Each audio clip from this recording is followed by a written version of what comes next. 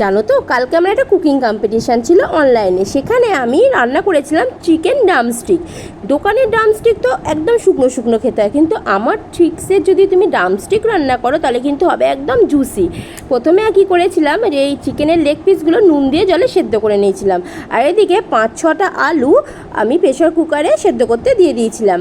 এরপরে আমি একটা মশলা করে নিয়েছি, জিরে, ধনে, আদার একটা মশলা করে নিয়েছি। দেখো এদিকে কিন্তু আমার চিকেনগুলো সেদ্ধ হয়ে গেছে। এই চিকেনের লেগ পিসগুলোর ওজন ওই 150 গ্রাম মতন ছিল। এরপরে আমি থালার মধ্যে চিকেনের লেগ পিসগুলো তুলে ঠান্ডা করতে দিয়েছি। চিকেনের লেগ পিসগুলো ঠান্ডা হয়ে যাওয়ার পরে হাড় থেকে ওই চিকেনগুলোকে আলাদা করে নিয়েছি।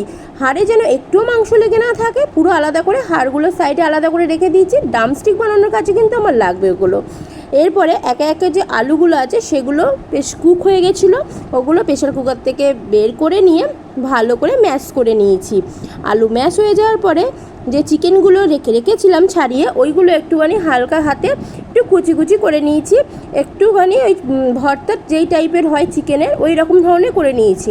তারপরে ওর মধ্যে সেদ্ধ করা আলু দিয়েছি, তারপরে দিয়েছি পেঁয়াজ কুচি, ধনেপাতা কুচি, কাঁচা লঙ্কা কুচি, গোলমরিচ গুঁড়ো, আর যে মশলাটা করে রেখেছিলাম ওই মশলাটাও দিয়েছিলাম। তার সাথে দিয়েছি চিলি ফ্লেক্স। এরপরে দিয়ে দিয়েছি সস, টমেটো সস ওই 1 থেকে 1.5 চামচ মতন। তারপরে দিয়ে দিয়েছি সয়া সস। এরপরে দিয়ে দিয়েছি গরম মশলা গুঁড়ো, তারপরে স্বাদ মতন নুন। এটা দিয়ে নিয়ে বেশ ভালো করে কিন্তু মেখে নিয়েছি।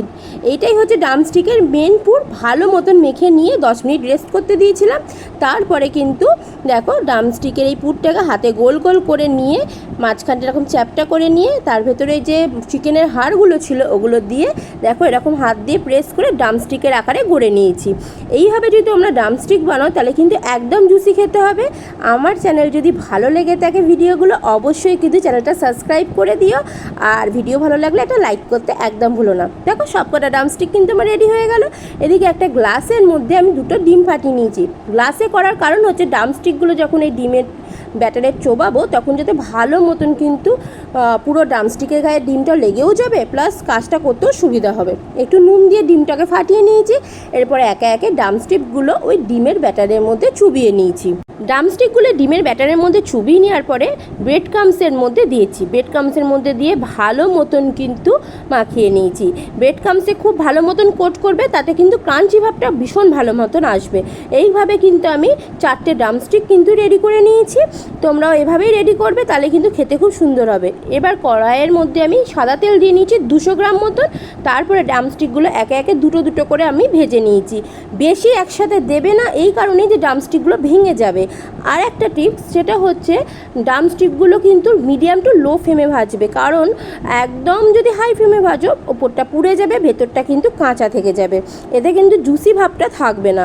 তার জন্য তোমাদের যেটা করতে হবে, একদম মিডিয়াম টু লো ফ্লেমে ভাজবে, টাইম নিয়ে ভাজবে। এক একটা ড্রামস্টিক ভাজতে কিন্তু 10 থেকে 12 মিনিট মতন কিন্তু সময় লেগে যাবে। এই করে আমি কিন্তু 4টে ড্রামস্টিক ভেজে নিয়েছি। এরপরেই হচ্ছে মেন একটা সস বানাতে হবে। এই সসটা কিন্তু খুব ইম্পর্টেন্ট এই জুসি ড্রামস্টিকের জন্য, যেটা হয়তো তোমরা দোকানেও দেখতে পাবে না, এরকম সসে ভেজানো ড্রামস্টিক। চলো দেখো আমার কিন্তু 4টে ড্রামস্টিক কিন্তু ভাজা কমপ্লিট। এই ড্রামস্টিকগুলো ভাজতে কিন্তু আগেই বলে দিচ্ছি ভীষণ টাইম লাগবে, সময় ধরে কিন্তু ভাজবে, তাহলে খেতে ভালো হবে না। এবার সস বানানোর পালা।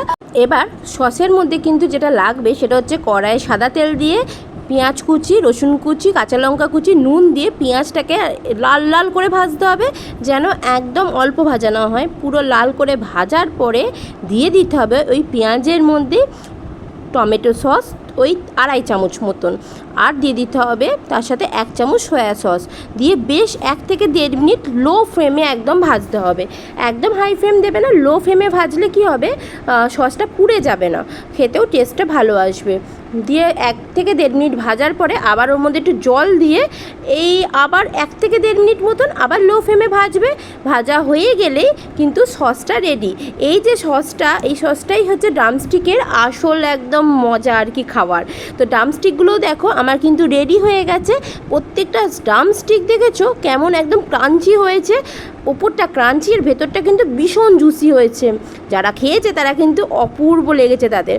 এরপরে কিন্তু এই সসটা আমি ওপর দিয়ে আলগা হাতে ঢেলে দেবো, যাতে ড্রামস্টিকগুলোর মধ্যে সসটা ভালো মতন লেগে যায়। আমি এটা কড়াইয়ে কেন করিনি, করলে কিন্তু ড্রামস্টিকগুলো ভেঙে যাবে, এই কারণে আমাকে কিন্তু প্লেটের মধ্যে সাজিয়ে নিয়ে তারপর ওপর থেকে সসগুলো দিয়ে দিয়েছি। দেখেছো কেমন অসাধারণ দেখতে লাগছে, খেতেও কিন্তু দারুণ হয়েছিল। এই দেখো এই সসটা যখন দিয়েছি তারপরেই কিন্তু ড্রামস্টিকগুলো থেকেও একটা খুব সুন্দর গন্ধ বেরোতে শুরু করেছে। আমার এই রেসিপি যদি তোমাদের ভালো লেগে থাকে অবশ্যই কিন্তু এটা লাইক করে দিও, আর এরকম নিত্য নতুন রেসিপি দেখার জন্য আমার চ্যানেলটা সাবস্ক্রাইব করতে একদম ভুলো না। আজ আসি, দেখা হবে অন্য একটা ভিডিও।